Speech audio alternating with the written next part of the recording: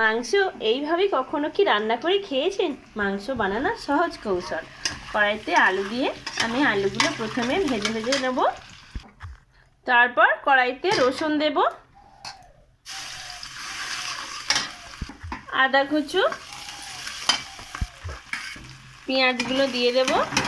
একদম অল্প তালে কিভাবে রান্না করি আপনারা দেখতে থাকুন। পেঁয়াজের মধ্যে একটু চিনি দেব, কালার হবে ভালো। লবণ দেব, হলুদ গুঁড়ো দেব, ভালো করে কষিয়ে নেব। টমেটো কুচু, লঙ্কার গুঁড়ো, জিরে আর গোলমরিচের গুঁড়ো, লবঙ্গ, গোলমরিচ আর এলাচ কষিয়ে নেওয়া হয়ে গেছে। মাংসগুলো দিয়ে কষিয়ে নেব।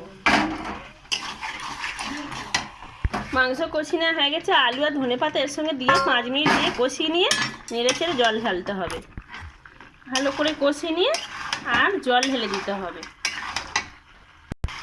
ভালো করে নেড়ে ছেড়ে কষিয়ে নেওয়া হয়ে গেছে। আলু থেকে একটু গা থেকে জুসগুলো ছেড়ে ছেড়ে আসছে।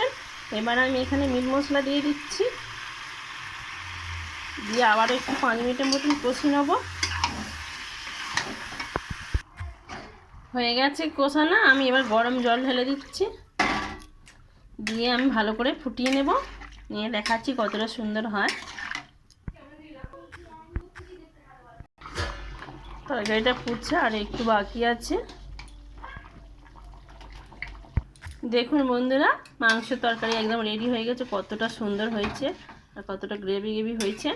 আজ এই পর্যন্ত, আবার দেখা হবে অন্য কোনো ভিডিও। নমস্কার। দেখুন।